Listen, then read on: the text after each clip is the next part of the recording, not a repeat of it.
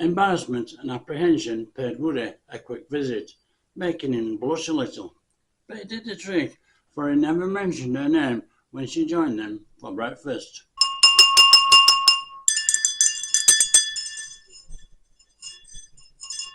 Chapter 26. Lost in the midst of ambiguity. Fate was about to roll onto his back with the intention of having a morning stretch when he became aware that someone else was in bed with him. Softly he reached round and felt at the small hand which was resting on his hip. He gently lifted the hand and then slipped quietly from under the quilt and out of the bed, leaving the youngster still asleep. He tiptoed into the bathroom and closed the door as quietly as he could, trying to avoid making a clicking noise with the latch. As he showered, he wondered why Woody had ended up in bed with him.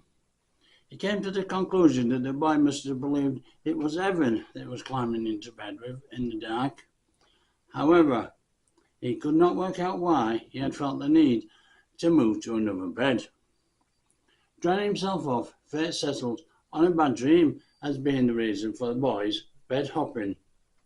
Or maybe the loud thunder had scared the boy. I ought to go and wake Evan up and bring him back, he said to himself. That way, when Woody awakens, there will be no awkward questions about his absence. Coming out of the bathroom, now fully clothed, Fate was confronted by the bleary-eyed boy who was sitting up in bed. Fate dropped the roaming sock and kicked it over toward the bed to join the other one, which was beginning to feel out of sorts at the thought of becoming one of those odd socks which always seems to be thrown away 1 week before the other prodigal sock turns up. So, you're awake, are you? Well, the bathroom's free. Your clothes are by the side of your bed, he informed Woody as he moved towards the door that led to the hallway, while talking as much as he could so that the boy did not have the chance to ask him where Evan was. We will see you in 10 minutes, he said, as he scuttled out of the doorway. Woody went across to the window to see if it was still raining and pulled one curtain aside. The morning had brought the sunshine, and with it came the excitement of a new day's adventure. Pulling back the other curtain, he found himself wondering if it was a new day or if it was the same day. Still, Fate had promised him they had no need to worry about such things, so he left the time conundrum to work things out for itself, and he then went into the bathroom. After brushing and rinsing his teeth, he looked into his eyes in the mirror and wondered how many more things the eyes of his elder time separation had seen than him. And then, for a moment, he wondered how terrible it must be to live in a world of darkness, and then asked himself how he thought he would manage if he were blind. So as a test, he kept his eyes closed and tried to perform some everyday tasks. He remembered that there was a comb on the shelf in front of him, so he fumbled around in his self-inflicted world of darkness as his first test of a blind man's competence. He managed to grasp the comb, but unbeknown to his sightless self, it was upside down. Instead of gripping his hair, it glided across his head and fell to the floor. Try as he may, the blind boy could find no way of locating the absconding comb until his toe came into contact with it. As Woody stood up, the back of his head, in collaboration with the sink, reminded him that this was only his first day without sight. Having realised that it was safer to keep his eyes open, he cancelled the whole idea of temporarily exchanging his sight for darkness. Woody looked at his reflection and said sorry to his Uncle Duncan, who had lost his eyesight to diabetes in his early 30s, and he felt momentarily guilty for playing the blind boy game. In the corner of the room stood a shower unit encased in a frosted glass cubicle. Woody was not used to such luxury, and after a moment or two a lovely warm shower was raining down on him. He thought how much more pleasant it was taking a shower rather than a bath. It was a grand shower with a big pan head that sprayed floods of water down on the boy. "Oh, lovely this, lovely," he said, thoroughly enjoying the waterfall which was cascading around his body. The water, having a rather loose sense of humour, waited until Woody was covered in soap and then altered its temperature to cold. Woody jumped out of the cubicle and the shower head shook with laughter. Oh! Still covered in soap, Woody had to confront the cold water in order to rinse himself off. But as soon as the boy was free from soap and suds, the hot water started coming through again. As nice as hot water felt, Woody was not willing to risk any more temperature changing surprises, so he turned the shower off. Whilst he was getting dry, he wondered where his older self was. In fact, everyone was still asleep, which was rather surprising considering how long Face had been knocking on his door. At last he awoke, somewhat disappointed to find himself alone. He draped himself with a complimentary bathrobe and went to answer the door, opening it just a crack at first until he saw Fate was in the hallway. He then opened the door some more and greeted his friend. "Good morning." "Good morning to you. Come downstairs when you are ready and we will have breakfast before we prepare for the hunt." Fate never inquired about the previous night's exploits. Fate believed that Private Face should remain just that. Still not knowing what this hunting was about, Evan was of the mind to ask his mentor just what it was that they were going to be hunting. "Opportunities," Fate informed him, once again getting the jump on Evan's question. He then went to see how the youngster was progressing, leaving Evan a little less in the dark regarding the hunt, but still fumbling around in the midst of ambiguity. The boy was just tying his plimsolls, wondering where to place a piece of string with a new lace, and why it appears as though he was wearing one clean and one dirty sock. "Ready?" Fate asked on entering the room. "Ready," replied Woody, and he gave a little skip as he crossed the room, while considering asking Fate about the whereabouts of Evan.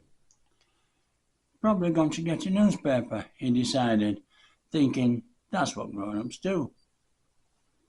"Wait for me," Evan shouted after them, catching them up at the top of the stairs.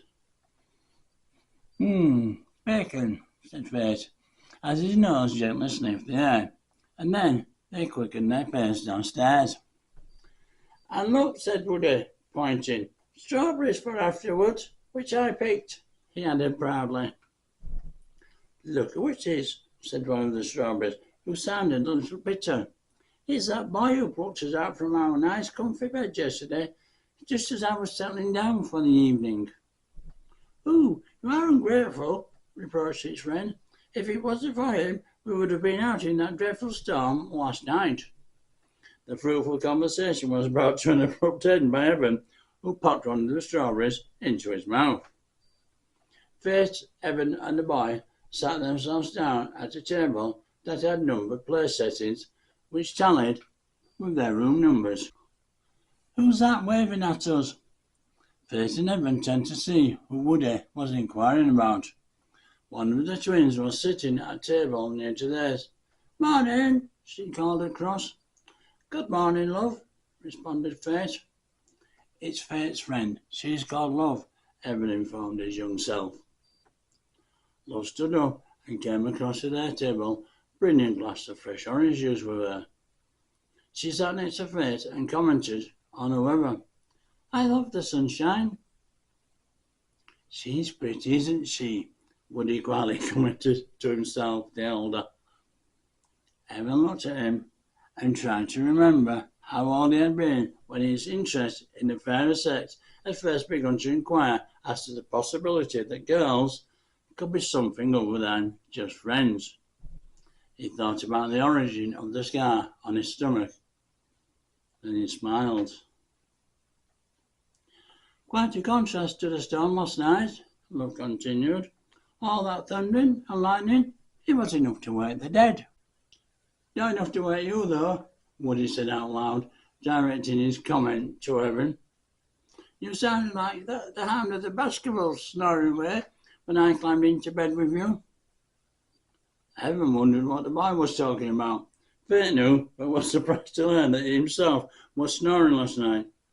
He wondered if it was a regular occurrence. Love wondered why her sister had not mentioned that the youngster had got into bed with her and Evan.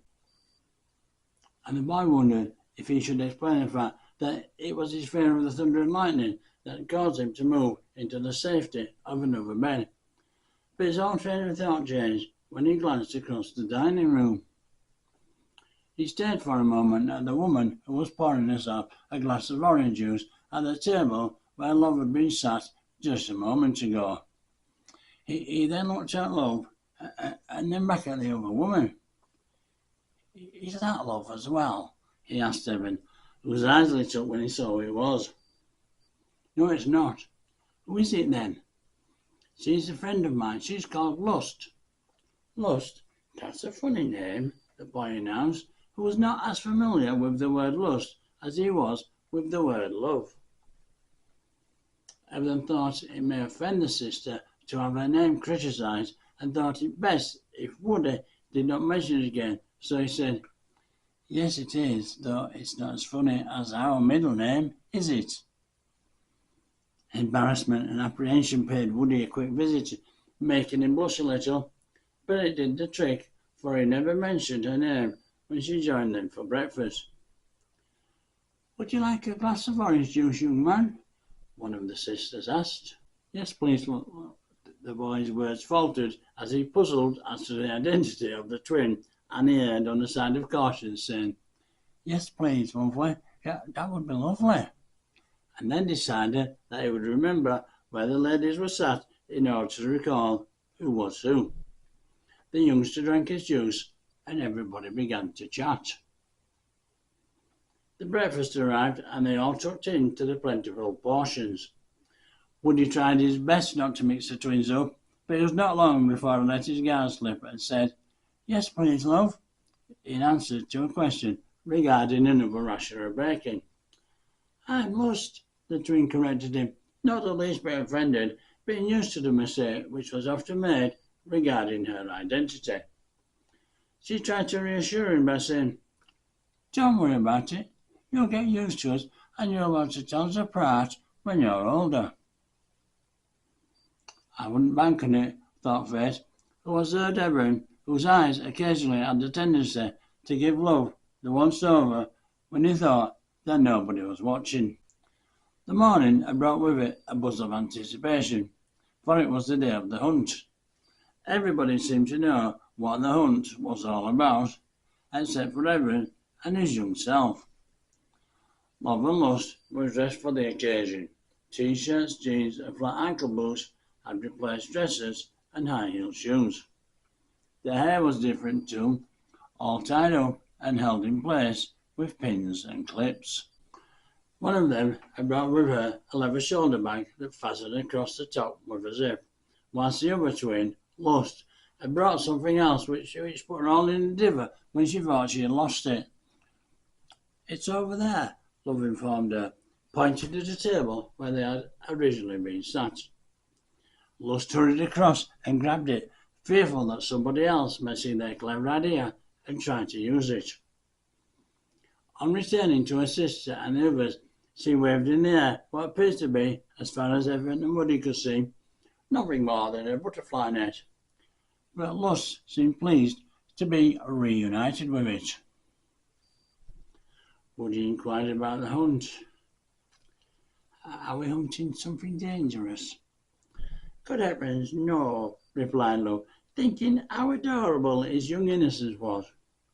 "Bless him," added her sister, as she reached across the table and stroked his cheek. "Do you mind? I'm not a puppy," thought Woody to himself, as he pulled back, half annoyed and half embarrassed. They could not help but think that the boy would not be quite so quick to pull away from the hand of Lust in years to come. "What are we hunting?" pressed Woody, excited at the prospect of going on a hunt, now that he knew he would be safe. Fate told Woody to cast his mind back to when they were on the outskirts of the village, and the sparkly balls of silvery light had passed them by. Those, he informed him, are what we are after. Opportunities, my young friend, for tomorrow is the day of the big hunt. Of course, all the entities knew what was happening tomorrow. Evan, however, was sat there shaking his head from side to side, wondering how much more bizarre things could become in personificadia. Woody, who was still prone to give life form to just about anything, simply accepted the concept that there would be hunting sparkling spheres of opportunity without question. Besides, his thoughts had moved on to a more immediate priority, namely the last remaining strawberry. He wondered if it was his imagination or was the final strawberry really bigger than any of the previous ones which he had just eaten. It certainly looked bigger and juicier. He was wondering whether he'd dare sneak his hand across and sneak the final fruit, when something caught his attention through the window behind Fate and Evan. There, in all his splendour, looking back at Woody, and looking as colourful as ever, was Temptation. Woody's eyes widened, as he would never have expected Temptation to show his face again so soon after being ignored and sent on his way. Temptation pointed at the strawberry, and then at the boy, and then back at the strawberry, all the while licking his lips. Woody screwed his eyes up in the hopes of making Temptation disappear. It kind of worked, for when he opened his eyes, Temptation had faded into a grey, almost transparent form of his usual colourful embodiment. Unfortunately, the strawberry had performed a disappearing act of its own. Fate had the fruit in one hand and its stalk in the other.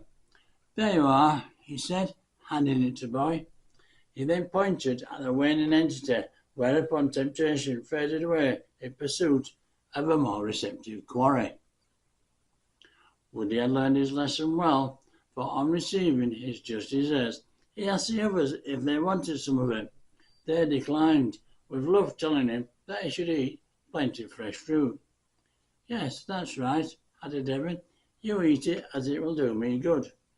2 bites later, and the strawberry was gone. After breakfast, the tables were quickly cleared, as it was time to make preparations for the hunt. "Are you ladies coming to get some herbs with us?" asked Fate. "No need," replied Love, tapping the leather bag. "Right then, we're off," Fate said, and then he embraced Love for one respectful moment. Evan took hold of Love's hand, the encounter from last night still fresh in his mind, and asked her if he would ever see her again. "Of course you will," she assured him, "many times." She then gave him a parting kiss.